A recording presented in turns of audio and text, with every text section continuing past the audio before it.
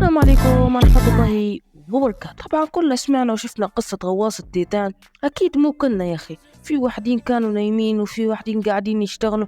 لذلك لو شفت المقطع قبل كده عن شي قناة اضغط زر اللايك وروح. تروح وين يا حبيبي؟ شوف المقطع، مرات بتشوف حاجات ومعلومات جديدة ما سمعتها من القنوات اللي زي إنه زر اللايك مجاني. أمزح، زي إنه في معلومات ما بتعرفها لما تكمل المقطع. واللي مو فاهمين شيء وما يعرفوا شيء عن تيتان مفكرين إنه تيتان شيء نوع من أنواع الكيكة.